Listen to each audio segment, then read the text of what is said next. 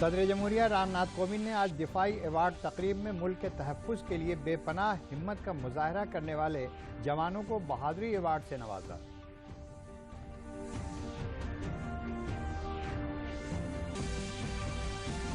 वज़ीर आला योगी आदित्यनाथ और भारतीय जनता पार्टी के कौमी सदर जेपी नड्डा ने कानपुर में भारतीय जनता पार्टी के कारकुनों को किया खिताब। कहा, भारतीय जनता पार्टी के लिए फर्द नहीं, मुल्क है सबसे ऊपर। 26 नवंबर को मनाया जाएगा यौम आईन। 23 ज़ुबानों में आईन की तमहीद को ऑनलाइन पढ़ा जाएगा। सदर जमहूरिया, नायब सदर जमहूरिया और वज़ीर आज़म भी तकरीब से करेंगे खिताब।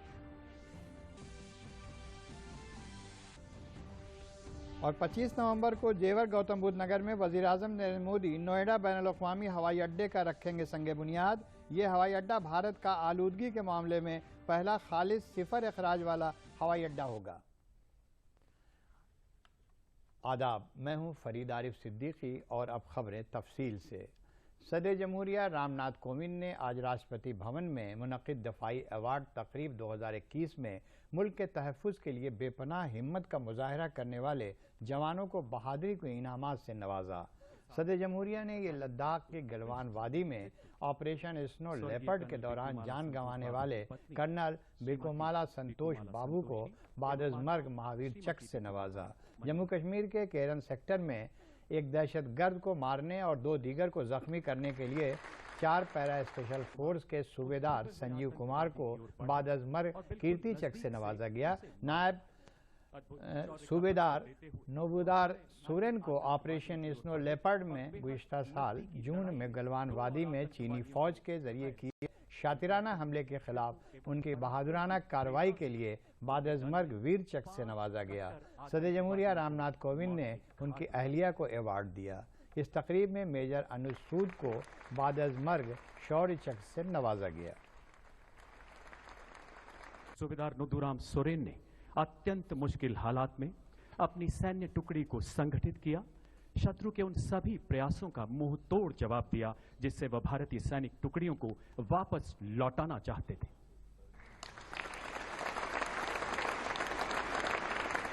15 जून 2020 की रात हवलदार पलानी को 16 बिहार बटालियन के हिस्से के रूप में एक ऑब्जर्वेशन पोस्ट स्थापित करने की चुनौतीपूर्ण जिम्मेदारी सौंपी गई। अचानक दुश्मन ने इनका घेराव करते हुए इन पर आक्रमण कर दिया। ये शूरवीर सैनिक आमने सामने की लड़ाई में दुश्मन से जा भिड़ा। अपने प्राणों की परवाह न करते हुए वो मोर्चे पर डटे रहे। आखिरी दम तक उत्कृष्ट मानसिक संतुलन के साथ दुश्मन के आक्रमण का बहादुरी से जवाब दिया। नायक दीपक सिंह बटालियन में नर्सिंग सहायक की ड्यूटी का निर्वाह कर रहे थे। ऑपरेशन स्नो लेपर्ड के दौरान उन्होंने गलवान घाटी में भिड़ंत के दौरान हताहतों को उपचार उपलब्ध कराया। गंभीर जख्मों के बावजूद उन्होंने घायल सैनिकों को चिकित्सा सहायता प्रदान करना जारी रखा और कई सैनिकों की जान बचाई। अंत में वो अपनी चोटों के कारण शहीद हो गए। उपचार उपलब्ध कराने और 30 से अधिक भारतीय सैनिकों की जान बचाने में उन्होंने महत्वपूर्ण योगदान दिया।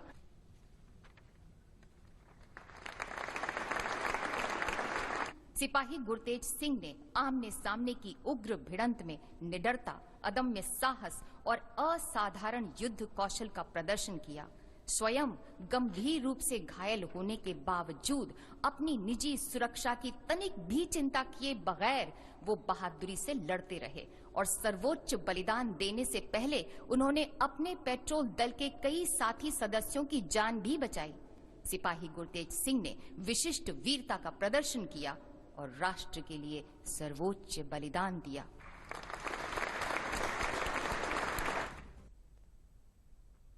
भारतीय जनता पार्टी के कौमी सदर जेपी नड्डा ने कानपुर में पार्टी के इलाकाई दफ्तर का इफ्तिताह किया।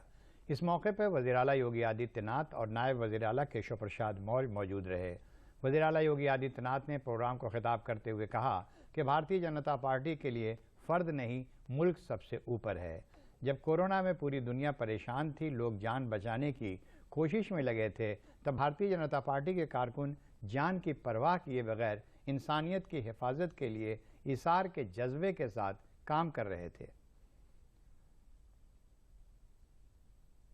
कि जब कोरोना जैसी महामारी से पूरी दुनिया त्रस्त थी, अपनी स्वयं की जान बचाने के लिए भाग रही थी, तब दुनिया के सबसे बड़े राजनीतिक दल के एक कार्यकर्ता को अपनी जान की परवाह के बगैर मानवता की रक्षा के लिए समर्पित भाव के साथ कार्य करके सेवाई संगठन का मंत्र देने के लिए उन्होंने जो प्रेरणा प्रदान की, आज उसका परिणाम है कि हर व्यक्ति इस बात को मानता है कि कोरोना कालखंड में या तो केंद्र सरकार, आदरणीय प्रधानमंत्री जी का मार्गदर्शन, केंद्र सरकार या राज्य सरकार की सहायता थी, या फिर राजनीतिक दल में केवल एक राजनीतिक दल था जो इस सेवा के कार्य के साथ जुड़ा था उस आपदा काल में, वह भारतीय जनता पार्टी मात्र थी।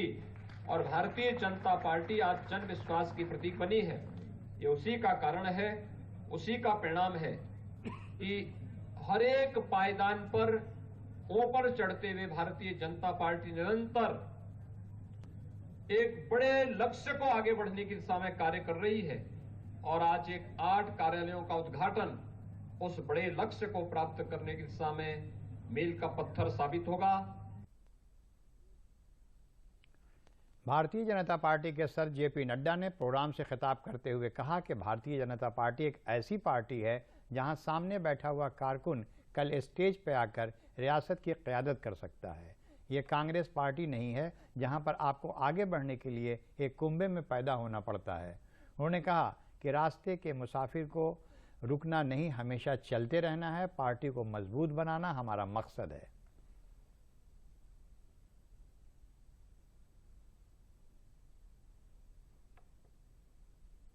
कि जब कोरोना जैसी महामारी से पूरी दुनिया त्रस्त थी, अपनी स्वयं की जान बचाने के लिए भाग रही थी, तब दुनिया के सबसे बड़े राजनीतिक दल के एक कार्यकर्ता को अपनी जान की परवाह के बगैर मानवता की रक्षा के लिए समर्पित भाव के साथ कार्य करके सेवाई संगठन का मंत्र देने के लिए उन्होंने जो प्रेरणा प्रदान की, आज उसका परिणाम है कि हर व्यक्ति इस बात को मानता है कि कोरोना कालखंड में या तो केंद्र सरकार, आदरणीय प्रधानमंत्री जी का मार्गदर्शन, केंद्र सरकार या राज्य सरकार की सहायता थी, या फिर राजनीतिक दल में केवल एक राजनीतिक दल था जो इस सेवा के कार्य के साथ जुड़ा था उस आपदा काल में, वह भारतीय जनता पार्टी मात्र थी। और भारतीय जनता पार्टी आज जन विश्वास की प्रतीक बनी है। ये उसी का कारण है, उसी का परिणाम है कि हर एक पायदान पर ऊपर चढ़ते हुए भारतीय जनता पार्टी निरंतर एक बड़े लक्ष्य को आगे बढ़ने की दिशा में कार्य कर रही है। और आज एक 8 कार्यालयों का उद्घाटन उस बड़े लक्ष्य को प्राप्त करने की दिशा में मील का पत्थर साबित होगा।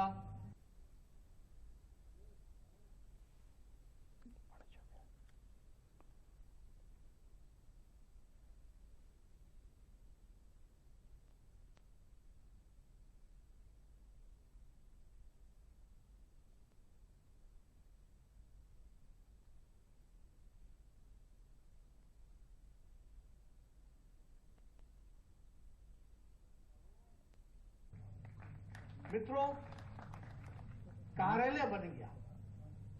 मैं बचपन में जब मैं विद्यार्थी परिषद का कार्यकर्ता होता था तो हमें समझाया जाता था कि 5 क से पार्टी या संगठन चलता है। सबसे पहले कार्यकर्ता, फिर उसके बाद कार्यकारिणी, कार्यक्रम, कोष और कार्यालय। ये सब चीजें हमारे पास हैं। कार्यकर्ता भी हमारी सबसे बड़ी, दुनिया की सबसे बड़ी पार्टी, 12 करोड़ की हमारी सदस्यता है। कोई हमसे मैच नहीं करता है। हमारे पास आज मुझे खुशी हो रही है कि आदरणीय प्रधानमंत्री जी जब 2014 में प्रधानमंत्री बने थे, उन्होंने कहा था भारतीय जनता पार्टी की तस्वीर बदल डालो, कोई जिला बिना कार्यालय के नहीं होना चाहिए और मॉडर्न होना चाहिए, युक्त होना चाहिए। अमित भाई ने इस काम को आगे बढ़ाया और उसी काम को मैं भी आगे बढ़ा रहा हूं। आज मुझे खुशी है कि देश में 432 कार्यालय बन करके तैयार हो गए जो काम में जुटे हैं। और यहां भी आपने आज 62 का आंकड़ा पार कर लिया है। उत्तर प्रदेश में भी 62 कार्यालय बन चुके हैं। मित्रों, एक बात मैं और कहता हूं, आप सब लोग अपने आप को बहुत भाग्यशाली समझें। क्या होता है, जिस कुल में हम पैदा होते हैं ना, जिस परिवार में हम पैदा होते हैं ना, क्योंकि हम उस परिवार में रहते हैं इसलिए उसकी अच्छाइयों को कई बार भूल जाते हैं। हमको लगता है ये तो हमको ऐसे ही मिल गया है। ऐसा नहीं है। ये आप बड़े भाग्यशाली हैं कि भारतीय जनता पार्टी के कार्यकर्ता हैं, क्योंकि भारतीय जनता पार्टी ही एक ऐसी पार्टी है जिसमें सामने बैठा हुआ कार्यकर्ता कल को मंच पर चाहे वो प्रदेश का नेतृत्व करे, चाहे वो पार्टी का नेतृत्व करे, इसकी ताकत। पार्लिमानी उमूर के वजीर प्रहलाद जोशी ने कहा है कि 26 नवंबर को यौम आइन मनाया जाएगा। सहाफियों से बातचीत करते हुए उन्होंने बताया कि यौम आइन के प्रोग्रामों के तहत 23 जुबानों में आइन की तमहीद को ऑनलाइन पढ़ने का काम 26 नवंबर से शुरू होगा। उन्होंने कहा कि इसका मकसद समाज के सभी तबकों में आइनी और जमहूरी अखलाकियात और अक़दार की तशहीर करना है। प्रहलाद जोशी ने बताया कि आइन को जानने और समझने के लिए खुसूसी मुहिम चलाई जा रही है। उन्होंने बताया कि 26 नवंबर को यौम आइन के असल तकरीब में सदर जमहूरिया, नायब सदर और वज़ीर आज़म का खिताब भी होगा। पुलिस दस्तों की फ़र्ज शनासी, हिम्मत और हौसले की अलामत पुलिस झंडा दिवस आज मनाया जा रहा है। इस मौके पर वज़ीर आला योगी आदित्यनाथ को आज लखनऊ में उनकी रिहाइशगाह पर पुलिस के डायरेक्टर जनरल मुकुल गोयल ने पुलिस कलर यानी झंडा लगाया। वज़ीर आला ने सभी पुलिस मुलाजमीन को पुलिस झंडा दिवस के मौके पर नेक ख्वाहिशात पेश की हैं। उन्होंने कहा है कि हमें उत्तर प्रदेश पुलिस के इसार, सरगर्मी और हसास तर्ज अमल पर फ़ख्र है। वज़ीर आला ने कहा कि सभी पुलिस मुलाजमीन के लिए फ़र्ज शनासी, नज़्म ज़ब्त और फ़राइज़ की अदायगी अच्छे पुलिस बर्ताव के लिए एक मयार है। वज़ीर आला योगी आदित्यनाथ ने उत्तर प्रदेश में 15 करोड़ से ज़्यादा कोरोना वैक्सीन दिए जाने पर टीका लगवाने वाले सभी शहरियों और हेल्थ वर्करों को मुबारकबाद दी है। उन्होंने कहा है कि वज़ीर आज़म नरेंद्र मोदी की क़यादत में रियासत में कोरोना से बचाव के लिए हिफाजती कवर के तौर पर टीकाकारी का काम तेज़ी से चलाया जा रहा है। उन्होंने कहा कि सबको मुफ्त वैक्सीन दस्तयाब कराने में सेहत कारकुन, कोरोना वॉरियर्स समेत टीकाकारी में हिस्सा लेने वाले सभी लोगों की कोशिशें काबिल सताइश हैं। उन्होंने कहा कि मुकर्ररा उम्र के ज़ुमरे के जिन लोगों ने अभी तक टीके की खुराक नहीं ली है, उन्हें वैक्सीन में तरगीब दी जाए। सेहत व कुंबा बहबूद की वजारत के मुताबिक मुल्क में कोरोना मामलों में लगातार कमी आ रही है। मुल्क भर में गुज़िश्ता 24 घंटों के दौरान कोरोना के 7,579 मामले दर्ज किए गए हैं। मुल्क में रिकवरी रेट बढ़कर 98.32% हो गया है। सरगर्म मामलों की कुल तादाद घटकर 1,13,584 रह गई है। कोविड वबा के खिलाफ सबसे मौसर हथियार के तौर पर शुरू की गई टीकाकारी मुहिम के तहत मुल्क में अब तक 117 करोड़ 63 लाख से ज़्यादा टीकों की खुराकें दी जा चुकी हैं। वहीं गुज़िश्ता 24 घंटों के दौरान 71 लाख से ज़्यादा कोविड टीके लगाए गए हैं। वज़ीर आज़म नरेंद्र मोदी 25 नवंबर को जेवर में नोएडा इंटरनेशनल एयरपोर्ट का संगे बुनियाद रखेंगे। ये एयरपोर्ट दिल्ली NCR में बनने वाला दूसरा बैनुल-अक़वामी एयरपोर्ट होगा, जो लोगों को काफ़ी सहूलियात पहुँचाएगा। ये एयरपोर्ट शुमाली भारत का लॉजिस्टिक गेटवे होगा। जदीद तरीन सहूलियात से आरास्ता हवाई अड्डा बनने से कारोबारी सरगर्मियों को भी हौसला मिलेगा। एयरपोर्ट के पहले मरहले का तरक्याती काम 2024 तक पूरा कर लिया जाएगा।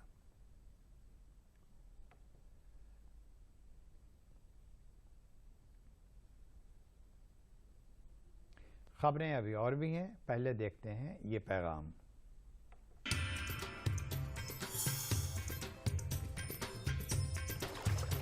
गंगा के किनारे से जमुना के मझधारे तक,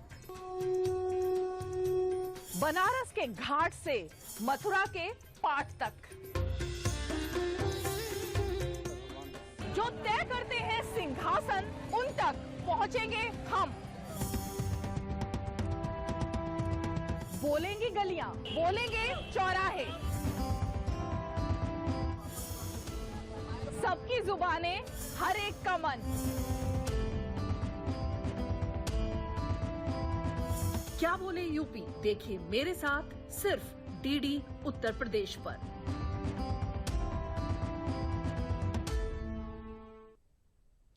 वज़ीर-ए-आज़म नरेंद्र मोदी के जरिए रोशन की गई स्वर्णिम विजय मिसाल के इलाहाबाद यूनिवर्सिटी पहुंचने पर उसका शानदार खैर मकदम किया गया। विशिष्ट सेवा मेडल याफ्ता लेफ्टिनेंट जनरल एस मोहन ने यह मिसाल vice chancellor professor Sangeeta Srivastava को सौंपी। इस मिसाल को वाइस चांसलर ने विजय नगरम हॉल के सामने नस्ब किया। इस मौके पर इलाहाबाद यूनिवर्सिटी के असातिज़ा, तुलबा और तालबात और फ़ौज के लोगों ने गुलहाए अक़ीदत पेश किए। इलाहाबाद यूनिवर्सिटी की vice chancellor professor Sangeeta Srivastava ने कहा कि 1971 की जंग भारतीय फ़ौज की तारीख में ही नहीं बल्कि आलमी फ़ौजी तारीख में एक ख़ास मुकाम रखती है। उन्होंने कहा कि स्वर्णिम विजय मिसाल से तुलबा और तालबात में हुब्बुल वतनी का जज्बा पैदा होगा। इस मौके पर लेफ्टिनेंट जनरल एस मोहन ने कहा कि इस मिसाल के ज़रिए आज की नस्ल में हुब्बुल वतनी बेदार हो रही है और सभी इस मिसाल यात्रा में बढ़ चढ़कर हिस्सा ले रहे हैं। इस प्रोग्राम में मिलिट्री बैंड के ज़रिए हुब्बुल वतनी के धुनें बजाई गईं। समझना सबको कि कितनी मुश्किल से आज़ादी आई है और उसको हम लोगों को कीमती समझकर अपने पास रखना चाहिए और ईमानदारी से काम करना चाहिए। ये जो स्वर्णिम विजय वर्ष 1971 इंडो पाक वॉर का जो हम मना रहे हैं, इसको सिंबलाइज करते हुए जो स्वर्णिम विजय वर्ष की जो विजय ज्योति जो आज प्रयागराज में आई है, ऐसे ही 3 और ज्योतियाँ अमर जवान ज्योति से पिछले साल 16 दिसंबर को निकले। वो देश के हर कोने कोने पर जाएंगे और इस साल 16 दिसंबर को फिर अमर जवान ज्योति में एकत्रित होंगे। जो ये मिसाल जो प्रयागराज में आज आए हैं, इसका मेन मुद्दा यही है कि 1971 में जो ऐतिहासिक और शानदार जीत भारत को जो प्राप्त हुआ, उस जीत का संदेश वो किस तरीके से प्राप्त हुआ, किस तरीके से पूरी देश एकत्रित होकर लड़ने पर जो विक्ट्री प्राप्त हुआ, उसके बारे में जो नई पीढ़ी को बताना है। उत्तर प्रदेश जर्नलिस्ट एसोसिएशन के रियासती सेक्रेटरी आइसना और बुनियादी हुकूक एसोसिएशन के कौमी तर्जुमान सलील मिश्र ने वज़ीर-ए-आज़म नरेंद्र मोदी और वज़ीर-ए-आला योगी आदित्यनाथ को रामायण एक्सप्रेस ट्रेन शुरू करने और वज़ीर-ए-आज़म की निजी कोशिशों से मां अन्नपूर्णा देवी की मुजस्समे को वापस मंगाकर वाराणसी में नस्ब किए जाने पर मुबारकबाद दी है। उन्होंने कहा है कि वज़ीर-ए-आज़म नरेंद्र मोदी के ज़रिए केदारनाथ धाम की अस-सर-नौ तामीर के बाद काशी विश्वनाथ मंदिर के अहाते का कॉरिडोर बनाकर मंदिर की ज़ेबाइश के काम को तेज़ी से पूरा कराया जा रहा है, जिसके लिए वो मुबारकबाद के मुस्तहक़ हैं। उन्होंने कहा कि वज़ीर-ए-आज़म और वज़ीर-ए-आला उत्तर प्रदेश समेत मुल्क और दुनिया के अक़ीदतमंदों के जज्बात के मुताबिक रूहानी तक़वियत और हिंदू धर्म की नई बुलंदियाँ दे रहे हैं।